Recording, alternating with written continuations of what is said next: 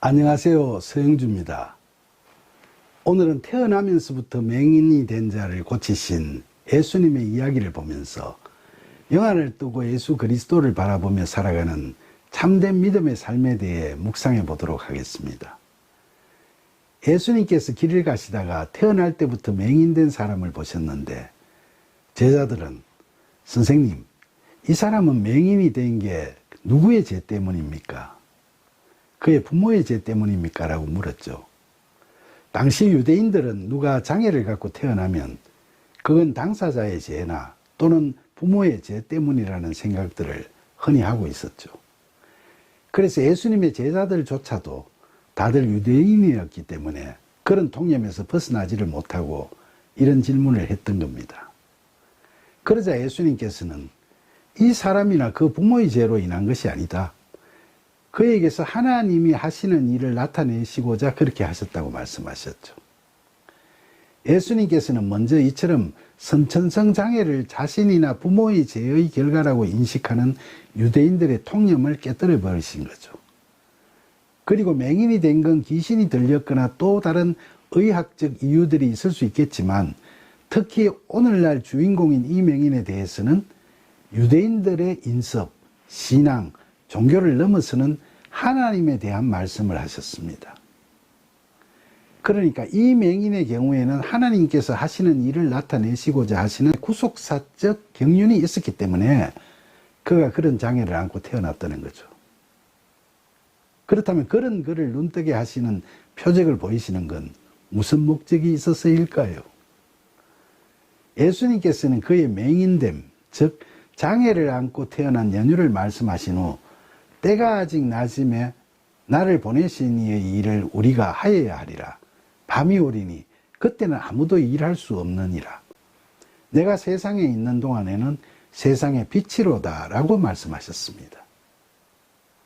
여기서 낮은 생명이요 밤은 죽음이죠. 그러니까 생명이 있는 한 하나님을 믿고 하나님 나라와 그의 의를 구하는 하나님 일을 해야 한다는 겁니다. 그래서 예수님께서는 맹인의 눈을 뜨게 하시는 일을 통해 인간 구원을 위해 하나님께서 하시는 일을 나타내시고 그리고 세상에 계시는 동안 세상의 빛으로서 당시 제자들과 그 또 눈뜬 그 맹인을 포함한 믿는 자들과 함께 동력할 거라고 말씀하신 거죠. 동시에 오늘날 우리들에게도 예수 그리스도를 바르게 믿고 성령의 인도하심을 받아 땅끝까지 이르러 정인이 되는 하나님의 일을 하라는 말씀을 하시는 거죠. 이와 같은 선언적 말씀을 하신 후 예수님께서는 땅에 침을 뱉어 진흙을 이겨 그의 눈에 바르시고 실로암 못에 가서 씻으라고 하십니다. 여기서 실로암은 번역하면 보냄을 받았다라는 뜻이죠. 이 말씀을 들은 맹인은 못에 가서 씻고 밝은 눈으로 돌아왔죠. 창세기에 보면 하나님께서 천지 만물을 창조하실 때 무엇이 있으라 하시면서 하늘과 땅으로부터 모든 생물에 이르기까지 모든 것을 다 말씀으로 만드셨는데 사람을 만드실 때에만 땅에 흙으로 지으시고 생기를 그 코에 불어넣어 살아있는 영이 되게 하셨죠. 그런데 예수님께서도 평소에 말씀으로 기적이나 이적을 베푸셨는데 오늘 이 맹인에 대해서만은 예수님의 침을 뱉어 진흙을 이겨 그의 눈에 바라셨죠. 예수님께서 흙으로 맹인의 눈을 뜨게 하셨다는 건 구속사적인 관점에서 볼 때 하나님께서 흙으로 인간을 창조하셨듯이 그에게 영적으로 새 생명을 얻게 하셨다는 걸 의미합니다. 바로 구원을 받았다는 건데 요한복음에서 이 맹인이 눈 뜨는 과정을 보면 공간복음서에서 예수님께서 맹인들의 눈을 뜨게 하시는 때와는 좀 다른 점이 있죠. 마태, 마가, 누가 복음서에서는 다 맹인들이 큰 소리로 눈을 뜨게 해달라고 외치자 예수님께서 불쌍히 여기셔서 그들의 눈을 뜨게 해주셨죠. 반면에 오늘 이야기에서는 이 맹인이었던 자는 예수님께 눈을 뜨게 해달라고 간청하지도 않았는데 예수님께서 그를 보시고 눈을 뜨게 해주셨죠.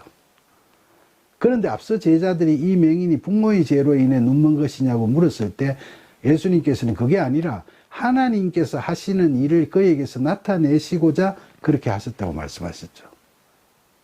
그러니까 오늘 이 이야기는 에베소스에서 사도 바울이 이야기하듯이 창세전에 하나님께서 그리스도 안에서 우리를 택하시고 그 기쁘신 뜻대로 우리를 예정하셔서 예수 그리스도를 통해 우리를 하나님의 자녀가 되게 하시는 일, 바로 하나님의 은혜에 의한 선택과 구원의 섭리를 예표하는 이야기라고 할 수 있습니다. 그리고 이 이야기를 통해서 구원은 우리의 공로에 대한 대가나 우리의 부탁에 대한 응답이 아닌 오직 아무런 대가를 요구하지 않는 은혜요, 일방적인 선물임을 깨닫게 하기도 하죠. 이렇게 구원받은 맹인이었던 자는 실로암 연못에 가서 눈을 씻은 후에 육적 영적 눈을 뜨게 되고 보내심을 받은 자로서의 길을 가게 되죠. 예수 그리스도의 정인으로서의 보내심을 받은 그가 어떻게 증거를 하고 있는지는 그 다음 이야기에서 이어지고 있습니다. 눈을 뜨고 돌아온 그를 보고 이웃 사람들과 전에 그가 거린인 것을 보았던 사람들이 이 사람은 앉아서 구걸하던 자가 아니냐 하고 놀라면서 물었고, 그 자리에 있던 어떤 사람들은 그 사람이 맞다고 하고 어떤 사람들은 그가 아니고 그와 비슷하게 닮았다고들 했는데 그 맹인은 자기가 맞다고 말했죠. 진리를 외면하는 영적으로 눈먼 세상에서 그는 믿지 않는 사람들에게 자신이 눈뜬 자, 즉 구원받은 자임을 증거하고 있는 거죠.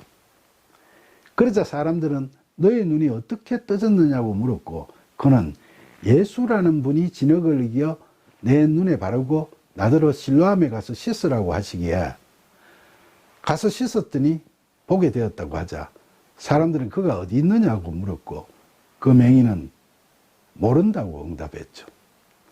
예수님을 예수라고 하는 분이라고 말하는 걸 보면 그는 비록 일방적인 은혜로 구원을 받았으나 아직은 예수님께 대한 믿음이 확정되지 못하고 있음을 나타내고 있죠. 여기서 우리는 이미 구원의 길에 들어섰다고 해도 계속 연약해진 육신을 입고 사는 탓에 이미 그러나 아직도라는 이중적 상황에 멈춰있는 우리의 모습들을 볼 수 있죠. 그러자 사람들은 전에 맹인이었던 그를 바리새인들에게 데리고 왔습니다. 그런데 문제는 예수님께서 진흙을 이겨 눈을 뜨게 하신 날이 안식일이었던 거죠.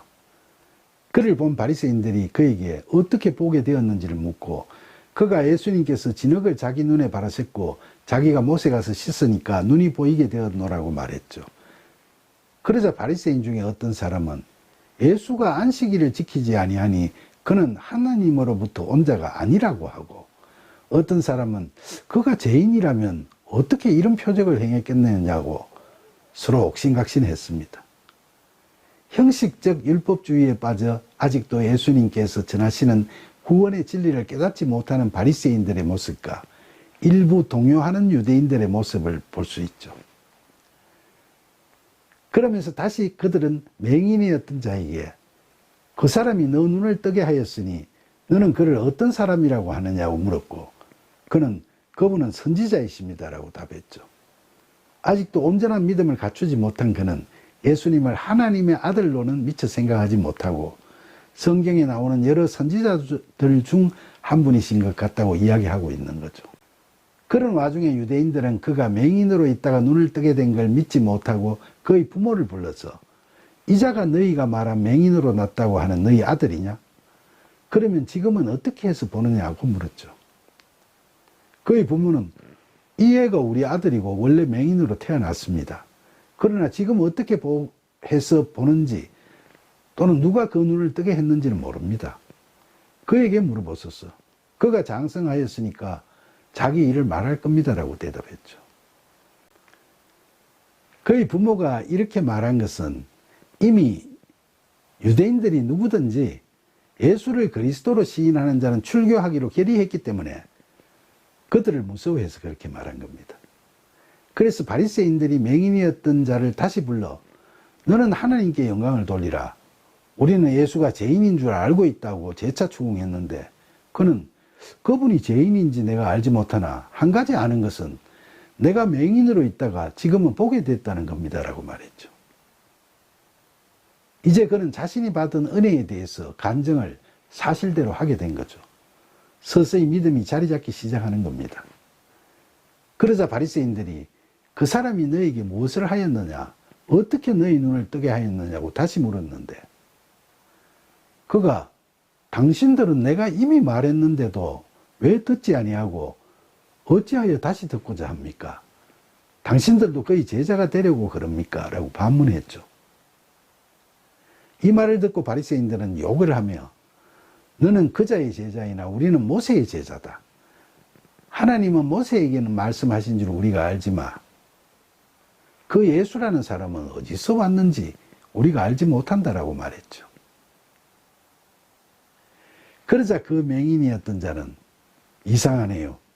그분이 내 눈을 뜨게 하셨는데도 당신들은 그분이 어디서 오셨는지 알지 못하는군요.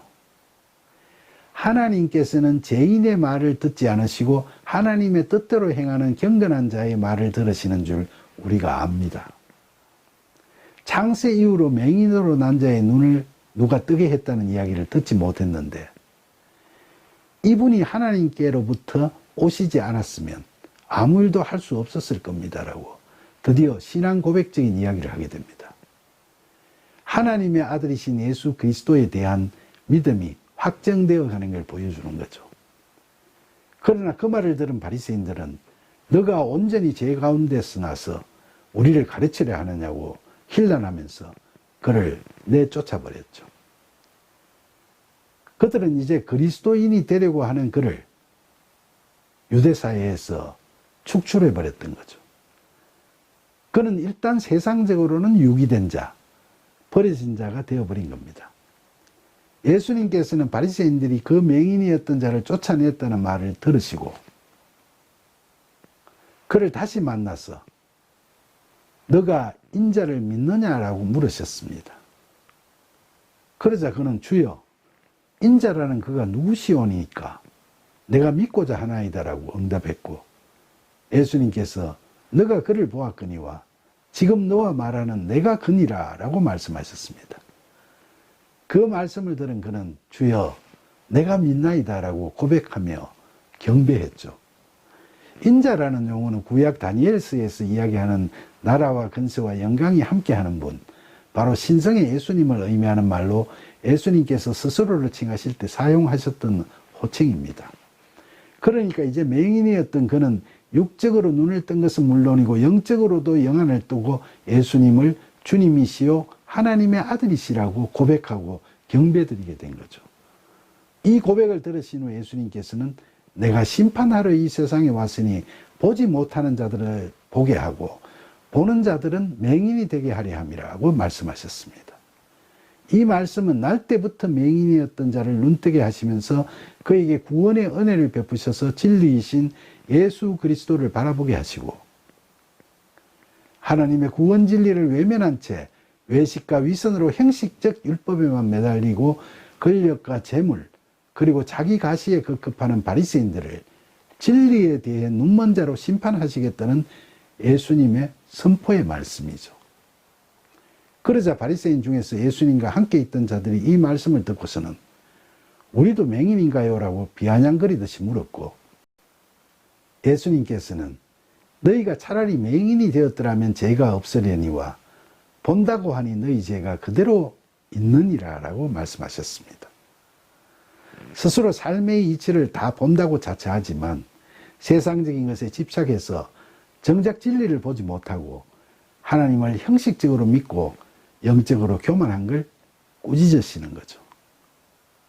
외식과 위선을 극복하지 못하는 유대교의 율법주의로는 구원에 이르지 못하고 오직 은혜에 의한 믿음으로 구원받게 됨을 분명히 밝히시는 겁니다. 사랑하는 여러분, 오늘 이야기에서 보았듯이 예수님께서는 맹인이었던 자에게 눈을 뜨게 하시는 은혜를 베풀어 주셨듯이 이제 오늘날 영적 소경으로 살아가고 있는 우리들의 구원을 위해서도 사랑과 은혜로 끊임없이 견인하고 계십니다. 이처럼 우리에게 영안을 뜨게 해주시고 구원의 기쁨을 누리게 해주시는 그 크신 은혜에 보답하기 위해서 우리는 어떻게 해야 할까요? 은혜에 의해 믿음으로 구원받은 우리는 영안을 활짝 뜨고 하나님을 바라보며 성령의 도우심과 이끄심을 받아 우리에게 주신 자유와 책임을 다하는 순종의 삶, 헌신의 삶을 살아감으로써 하나님을 기쁘시게 해드려야겠죠.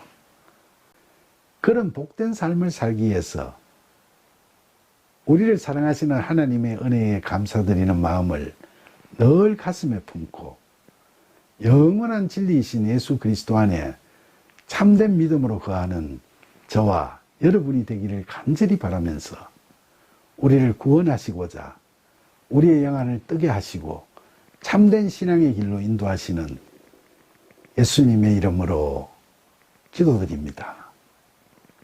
아멘.